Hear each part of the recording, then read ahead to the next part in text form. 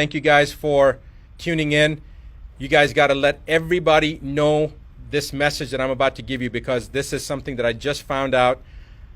It's beyond belief. This is regarding a House resolution that was initiated on May 1st of this year, like 4, 5, 6 days. Well, I don't even know what day it is right now, but it was May 1st, introduced into the U.S. Congress. It's a House resolution 6666.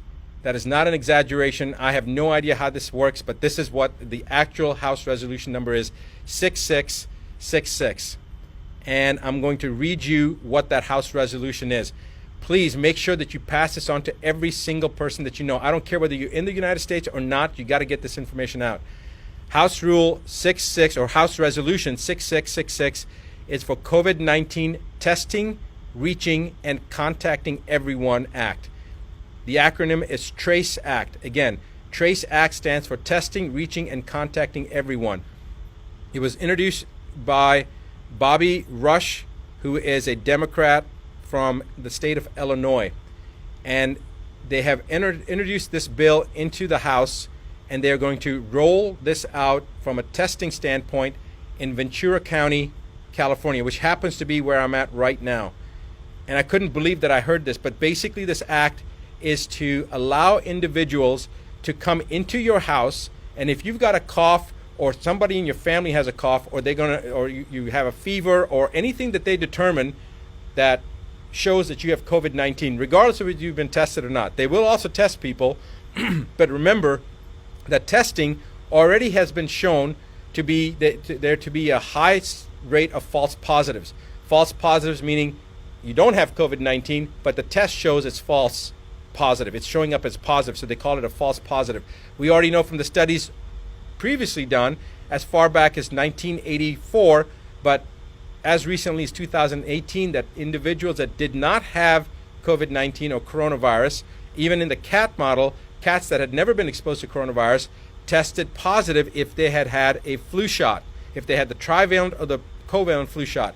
And we don't know about the H1N1 shot. We don't know about the herpes zoster shot, the shingle shot. There's many other vaccines that people have gotten. We have no idea if people are going to be testing positive, have false positives based upon those tests. So the point is that the chance of them testing someone and them being positive is pretty doggone high, even if the person doesn't have COVID-19.